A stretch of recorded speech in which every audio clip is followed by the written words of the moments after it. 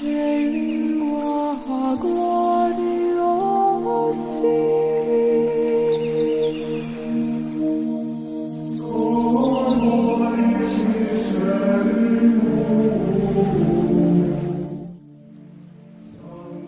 Hermanos, estamos ya en nuestra primera reflexión siguiendo el material de Tú eres Cristo, serie de materiales de reflexión y de oración en Lección Divina del Evangelio de San Marcos. El día de hoy empezaremos con la primera reflexión del versículo 1 al versículo 13. Este es el comienzo de la buena nueva de Jesucristo, Mesías, Hijo de Dios. En el libro del profeta Isaías estaba escrito: mira, te voy a enviar mi mensajero delante de ti para que te prepare el camino. Escucha ese grito en el desierto. Preparen el camino al Señor, enderezcan sus senderos. Es así como Juan el Bautista empezó a bautizar en el desierto. Allí predicaba bautismo y conversión para alcanzar el perdón de los pecados. Toda la provincia de Judea y el pueblo de Jerusalén acudían a Juan para confesar sus pecados y ser bautizados por él en el río Jordán. Además de que la piel a la cual se ceñía la cintura de camello, Juan no llevaba más que un manto, hecho también de pelo de camello, y solo comía langostas y miel silvestre. Juan proclamaba este mensaje: detrás de mí viene uno que tiene más poder que yo. Yo no soy digno de desatar las correas de sus sandalias, aunque fuera arrodillándome ante él. Yo los he bautizado con agua, pero él los bautizará en el Espíritu Santo. En aquellos días Jesús vino de Nazaret, pueblo de Galilea, y se hizo bautizar por Juan en el Jordán. Al momento de salir del agua, Jesús vio los cielos abiertos y vio cómo el Espíritu bajaba sobre él como hace una paloma. Mientras se escuchaban estas palabras del cielo: tú eres mi Hijo, el amado, mi elegido. Enseguida el Espíritu lo empujó al desierto. Estuvo 40 días en el desierto y fue tentado por Satanás. Vivía entre los animales salvajes y los ángeles de cerca. Palabra del Señor. Gloria a ti, Señor Jesús. Se nos empieza a presentar la gran historia del advenimiento del Hijo de Dios encarnado, Jesús, el Mesías, el Hijo de Dios. En primer lugar, estamos hablando del Evangelio de San Marcos, el cual fue redactado aproximadamente hacia el año 65-70 después de Cristo, el primero de los 4 evangelios en ser redactados. Este evangelio tiene una estructura querigmática. Querigma es el primer anuncio. La finalidad es responder a las dificultades que vivían los primeros cristianos, sobre todo probablemente en la comunidad de Roma. Dar una herramienta veraz, certera, por medio de la cual el cristiano recién introducido a la comunidad pueda conocer a Cristo. Su obra dirige a los cristianos de origen pagano en primer lugar. Por tanto, el Evangelio de San Marcos, siendo este escrito más antiguo de los 4 evangelios, nos lleva a presentar el rostro del verdadero Mesías y lo que esto simbolizó y significó para las primeras comunidades cristianas, y lo ha de seguir siendo para las comunidades cristianas de hoy. Una invitación a descubrir el verdadero rostro de Jesús y recorrer junto con él la senda que conduce a la cruz y que culmina en la resurrección. Este relato, que hace las veces de introducción, tiene 3 partes. Este capítulo 1, del versículo 1 al 13. Después del primer versículo, en el cual se identifica como título y se presenta a Jesús como Mesías e Hijo de Dios, sigue la segunda parte, del 2 al 8. Nos habla de la misión y predicación del precursor, de Juan el Bautista. Este texto, estos 6 versículos, tienen paralelos. Un paralelo es un texto similar que acontece, que se relata en los otros evangelios. En el caso de la misión y predicación del Bautista, lo encontramos en el Evangelio de Mateo, en el capítulo 3, del 1 al 12, en el Evangelio de Lucas, en el capítulo 3, del 1 al 9, y 15 y 17, y en el Evangelio de Juan, capítulo 1, del 19 al 28. La última parte de esta introducción del Evangelio de Marcos, del 9 al 13, tiene una subdivisión. El 9 y el 11 nos refiere el hecho de que Jesús es bautizado por Juan el Bautista, texto que también tiene paralelos en Mateo y Lucas. Y de manera muy sucinta, como será típico en el Evangelio de Marcos, por ser el más antiguo, se habla de las tentaciones y del tiempo que pasó Jesús en el desierto, 40 días, y que fue tentado por Satanás. Esta brevedad con la cual se trata el pasaje de las tentaciones, que tanto en Lucas como en Mateo se extiende mucho más y se profundiza, responde precisamente a la realidad de que Marcos es el primer evangelio en ser escrito. Inmediatamente después de este texto, del 1 al 13, sigue la primera parte del evangelio, en donde Jesús se va revelando como Mesías, donde empieza la misión mesiánica, empiezan los signos externos, los milagros. Por lo tanto, la sección que se extiende, regresando a los versículos sobre los cuales hablamos, el 1 y el 8, se hace evidente que se dirige a judíos, a personas que manejan como propios la terminología Mesías, Hijo de Dios, que conocieron a Juan el Bautista. Y es una introducción gradual a los cristianos no judíos. La pregunta, y eso es una clave de lectura importante para el Evangelio de San Marcos, la pregunta que va guiando es la pregunta sobre la identidad de Jesús. ¿Quién es este hombre? Y Marcos irá respondiendo y confirmando de forma progresiva la afirmación con la cual empieza el Evangelio. Él es el Mesías, el Hijo de Dios. Esa es la respuesta a la pregunta. Y todo el Evangelio es una gradual respuesta hasta llegar al momento culmen de la muerte en cruz y resurrección.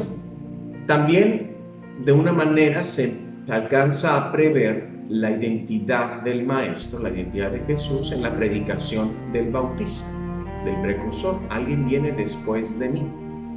Estos episodios pretenden orientar al lector para que emprenda de manera correcta la lectura y meditación de todos los siguientes capítulos. Son los versículos que ponen la mesa, que presentan la clave inicial de lectura. ¿Quién es Jesús? Sabemos que es el Mesías, y todo lo que vendrá después es la clarificación, explicitación del mesianismo de Jesús, de su identidad como Hijo de Dios. Pasamos ahora al momento de la meditación. Hemos de buscar responder qué es lo que nos dice el texto, a qué nos invita la reflexión de estos versículos. Algunos elementos que nos pueden ayudar para profundizar este momento de meditación con la palabra. Los títulos. Esta es la buena noticia de Jesús, el Mesías, el Hijo de Dios. Es el título que Marcos puso a todo el libro sobre Jesús. Él es buena noticia.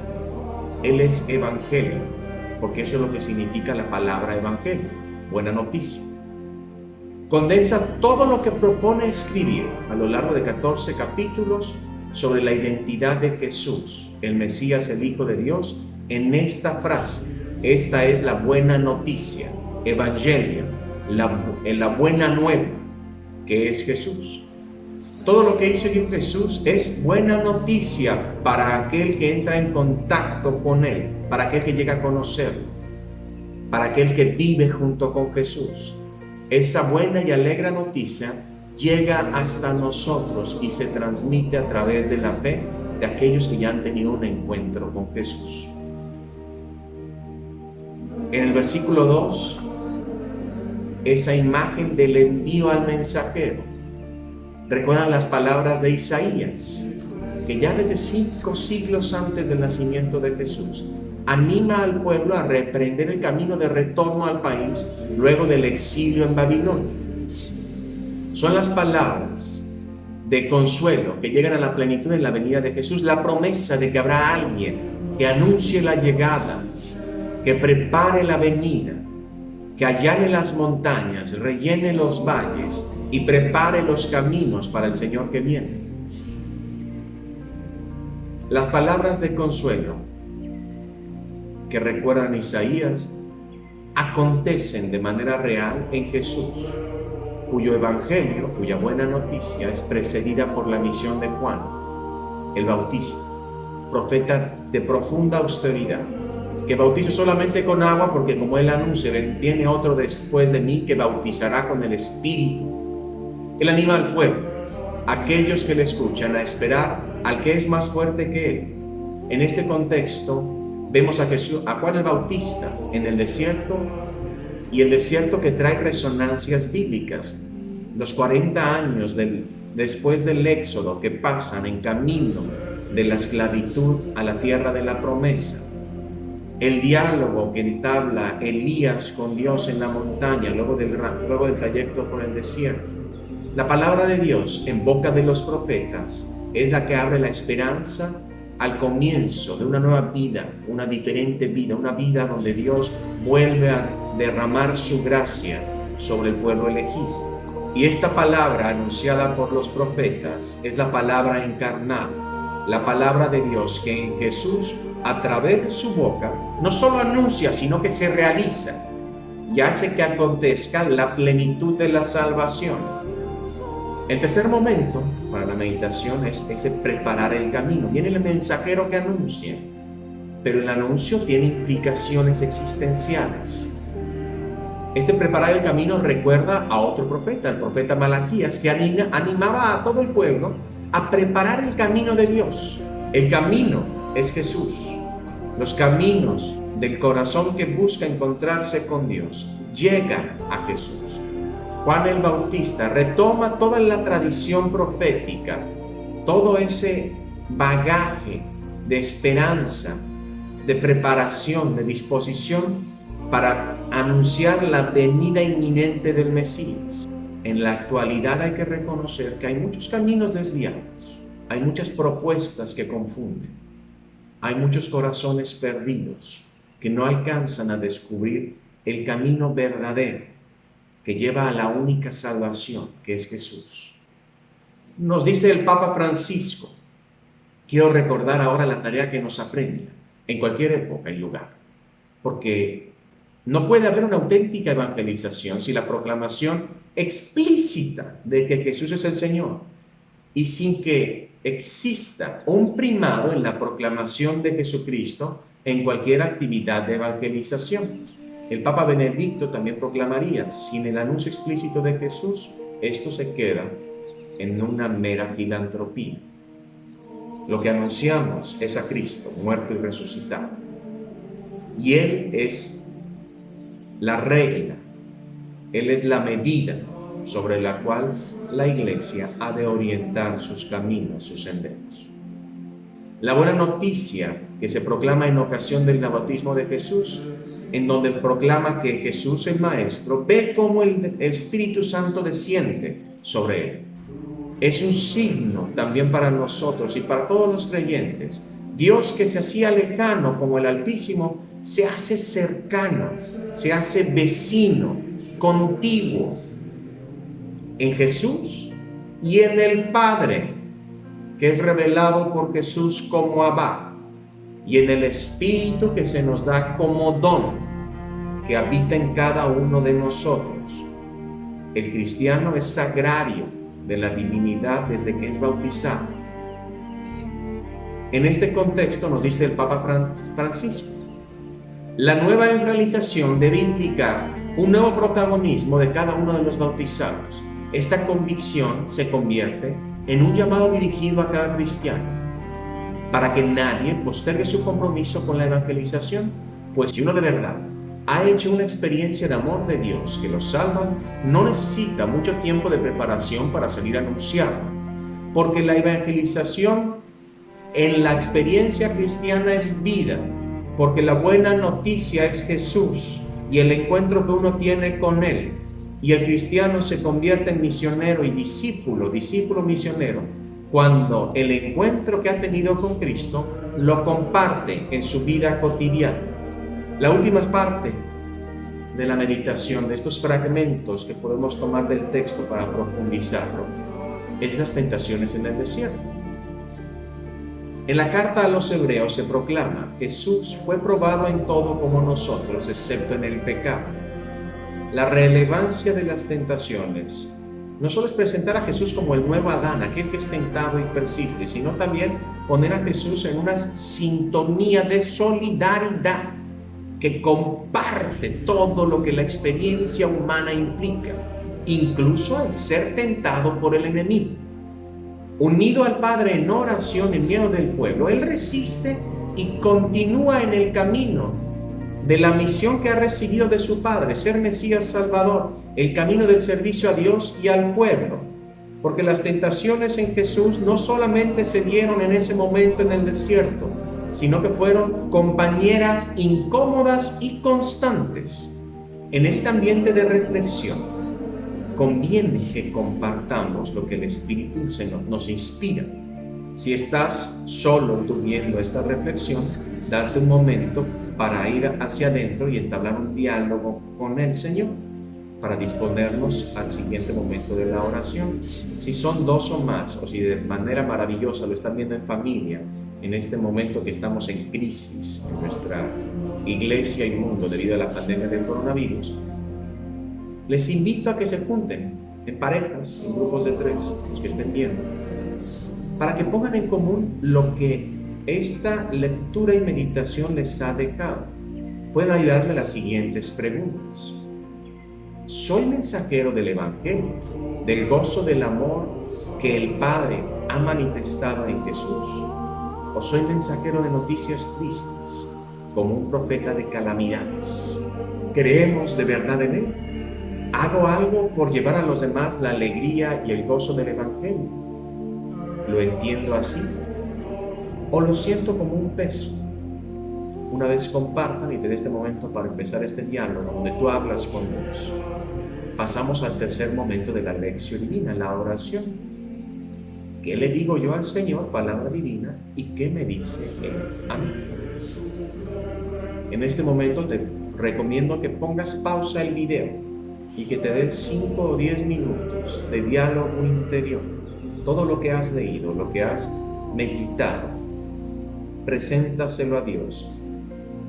Y luego de estos 10 minutos, vuelves a darle play al video. Muy bien, ahora que hemos tenido este momento de diálogo interior, vamos a hacer esta oración. Les invito a que repitan después de mí o lo repitas en tu mente, siguiendo y escuchando esta oración donde nos unimos todos como hermanos. Unidos a Jesús y movidos por la fuerza del Espíritu, reconocemos que por medio de los profetas, de Juan el Bautista, nos manifiestas tu predilección. Por ello nos dirigimos a ti, Padre bondadoso, ya que nos has indicado claramente que Jesús, tu Hijo amado y hermano nuestro, es la entrega total de tu amor que nos salva. Haz que nuestro bautismo nos traiga un nuevo fuego, que purifique nuestros pecados y nos haga hablar y practicar el único lenguaje que nuestro mundo puede entender, que es el amor. Que la iglesia, nuestra comunidad, sea una antorcha de fuego vivo en este mundo frío por las tensiones, las guerras, las ansiedades, los miedos, las pandemias y las injusticias. Que nosotros, en nuestra comunidad, dejemos nacer a Jesús y seamos portadores de su buena y alegre noticia y de tu amor, Padre, y de tu salvación que nos regalas en tu Hijo y hermano nuestro, Jesús. Con Él sí queremos ser los mensajeros de buenas noticias, de la única y gran noticia para la vida del hombre que eres tú, Dios uno y trino. Amén. Luego de este momento de oración, pasemos a la contemplación. ¿En qué me ha cambiado este momento de encuentro? ¿A qué me comprometo con la palabra encarnada, con mi Señor Jesucristo? Sumerjámonos en este diálogo que hemos tenido íntimo y personal con Jesús, nuestro Salvador, el Mesías. Para hacer este acto de contemplación, Y de compromiso de vida pueden servirle las siguientes preguntas o siguientes guías de acción. Las palabras de nuestro Padre que dice: tú eres mi Hijo muy amado y en ti me complazco, también se nos dirigen a nosotros, hijos de adopción, ante esta palabra del Padre. ¿En qué debería de trabajar de manera especial? Ante la exhortación de Juan el Bautismo: preparad los caminos del Señor. ¿Cómo yo en mi vida preparo el camino de mi vida al Señor? Y preparo los caminos de mi prójimo para que se encuentren con mi Dios. El maligno puso a prueba a Jesús en el desierto. ¿Hay algo que pueda hacer para vencer las tentaciones? El auxilio de nuestra madre siempre será una herramienta infalible en el camino de intentar reproducir en nosotros a la persona de su Hijo. ¿Qué puedo hacer para fortalecer mi vida interior y soportar la tentación? Porque las tentaciones no se van a ir. Lo que podemos aprender a hacer es enfrentar la tentación y rechazar el pecado. Espero que esta reflexión les haya servido. Cada uno hace oración conforme el Espíritu lo va moviendo, va haciendo sus mociones. En el ejercicio y en la práctica, el espíritu humano se va acostumbrando al espíritu divino.